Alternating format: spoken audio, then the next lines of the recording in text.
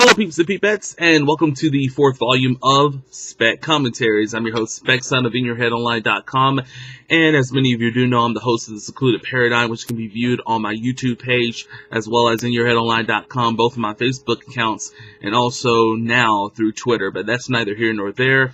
Just wanted to get that little cheap plug out.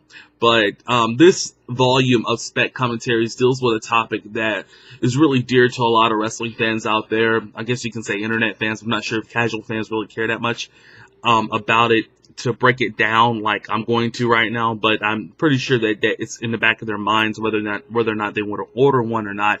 And I'm talking about the pay-per-view market and its current status right now. But as I mentioned earlier, this has been a really hot topic in the world of wrestling for at least a couple of decades now. It's hard to believe the pay-per-view market's been around that long, but it's about a good 20-year hot topic in the world of wrestling. And I guess it's very poignant. I mean, in the current status of wrestling, is there enough pay-per-views out there right now? It just seems like it's just so many out there now than what it was used to. But in reality, it's only the WWE is putting on 13 pay-per-views per year. Now, I think that is way too many pay-per-views. But you also have to look at the fact that around 1998, when they were putting out 12 pay-per-views, they were in one of their hottest periods.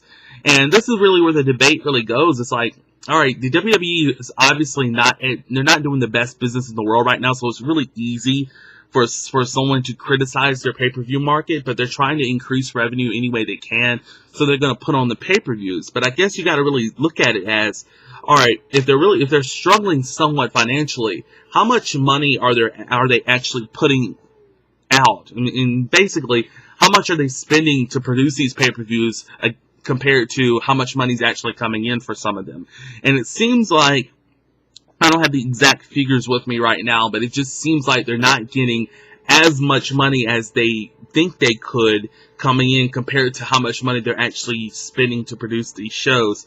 Now, I just think it's a sign of business is down, and obviously I think the WWE's business has been down on a creative end for quite some time. Now, on the business front, they're still making money, not quite as much money as they were making over a decade ago in fast numbers. Not necessarily in terms of an annual gross, but I'm talking about more of a kind of like a monthly gain.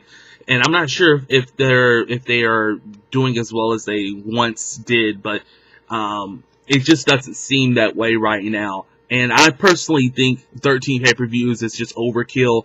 I'm one of those guys that really believes that 12 pay-per-views is overkill. I really didn't like it even back in the mid-90s, but I guess you really have to look at it in the whole and say that if the product is really good, if the product is entertaining, will I be willing enough to purchase the pay-per-views? Now, as a youngster back in the mid-90s, I was definitely willing to do that for World Championship Wrestling. And as many of you do know, World Championship Wrestling was really the first one to really start this movement of increasing the pay-per-views around in the mid-90s, around 94, 95, and we all know about the success they had in 1996 with their buy rates. But it was obvious Eric Bischoff and Hogan came in, and a lot of the superstars that he signed the contracts, that Eric Bischoff signed the contracts for World Championship Wrestling, he knew he had to increase revenue anyway, so he got rid of the clashes, and the majority of the clashes, I should say, and he supplemented that by putting on pay-per-view shows, which was a very intelligent move for him to do, simply because the Clash of the Champions, it costs money to actually produce those shows, and nothing is actually coming in terms of revenue, unless you want to talk about the amount of money they're probably going to get through ratings and stuff like that in live gate attendances. But overall, that's not going to match the kind of money that they were actually going to put on the pay-per-view with the Clash of the Champions. So a pay-per-view was kind of a logical thing to actually do. You put on a show, but you'll increase those buy rates based on the television viewers, who, if you're for a free show, is not giving you that revenue that you might need. It was a smart idea for Eric Bischoff to do. I say in 1995, it really wasn't. To me, it was just an overkill for the pay-per-view market.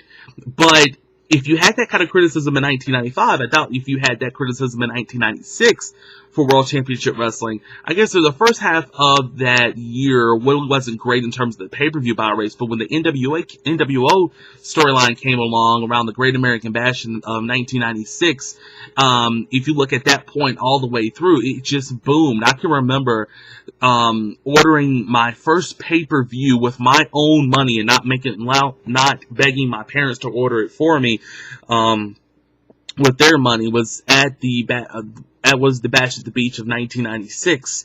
I paid my 1999, and I guess you can say plus tax was around $25. But anyway, I paid my money for it. I thoroughly enjoyed the show, and little did I know that was a landmark show for World Championship Wrestling.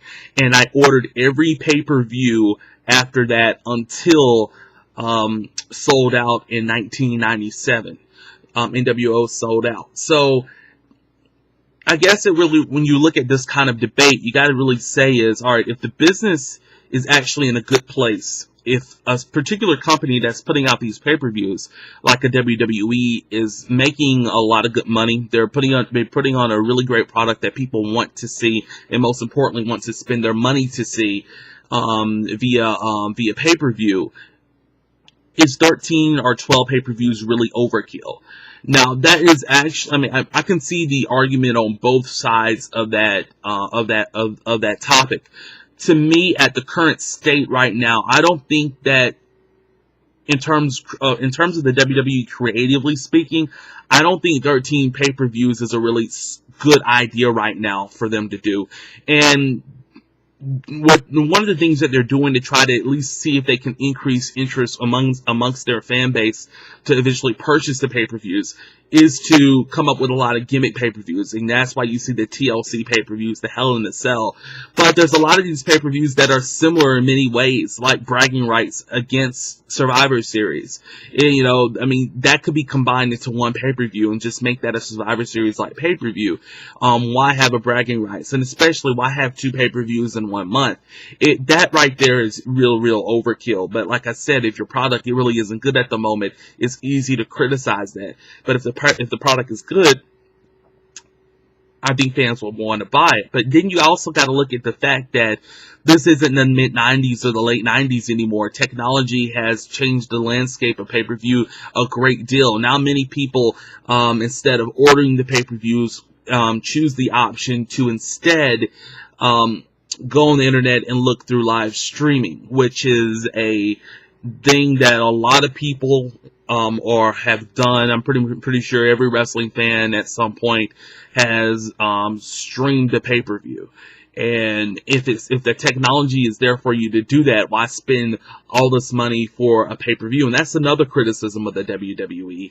And really, even TNA, I guess you can even put them into this category, but not necessarily as much as the dollar side. But for the WWE specifically, Night of Champions, which just took place, was $45. And I'm sorry, I'm not paying $45 to see a show that I could basically see on Raw or SmackDown. The kind of matches that you're going to give me. I'm sorry, I'm not going to do that. We see these characters interact all the time on Raw or SmackDown. And I guess you gotta say to yourself, why would I want to spend my hard-earned money to see something I probably could see on a show that I could watch for free? And on top of that, I'm not going to spend that much money to watch a pay-per-view. To me, the WWE, I think all of this, once again, speaks volumes about them wanting to increase their revenue so that they can make a bigger profit in the company, because obviously that money isn't coming in like it used to.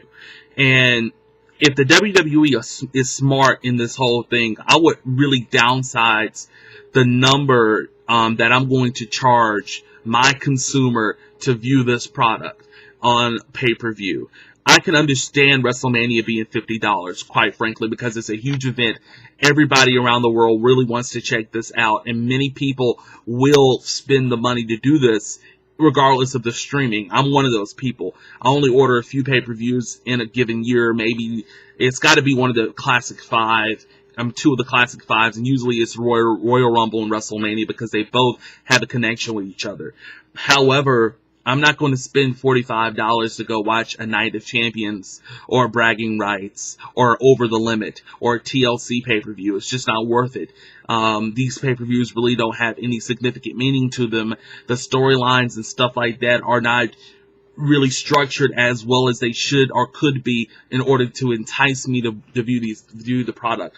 But overall, I just wanted to get that out of the way. I know this is a hot topic of discussion by a lot of wrestling fans, and I'm not going to say either side is wrong in it. I'm just going to say is, if the WWE is going to put out that many pay-per-views, at least have a product that is good enough that's going to entice viewers to not only check that pay-per-view out, but to disregard the free streaming that they could get on that pay-per-view over the internet.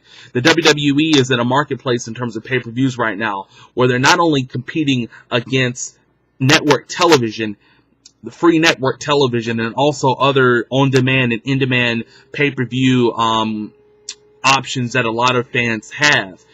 They also have to compete against the internet. And the internet, as more and more, as more and more years go by, we see is really becoming a dominating medium in terms of capturing the consumer's attention. And the WWE has to gauge against all of that clutter in the marketplace in order to really see if, all right, this is enough, of pay-per-views. And TNA is the same way. TNA is even in a more challenging situation because they really don't have their a really known brand commodity. Basically, a lot of the WWE fans, the TNA fans, are probably watching WWE programming too. So TNA is even in a bigger hole in terms of trying to gain some sort of access into the marketplace and entice these consumers to check their product out. As many of you know from my opinions about TNA, they really don't do a good job in terms of communicating with their fan base, and they're really bad in terms of building their brand model in a very consistent and good fashion that will entice people to actually go watch their pay-per-views. But I guess that's for another topic. If I can dwell on that too. But thanks for checking out Spec Commentaries Volume 4, discussing, are there too many pay-per-views? Have a good one, peeps and peepettes, and I'll check you later on Volume 5 of Spec Commentaries. Have a good one. Later.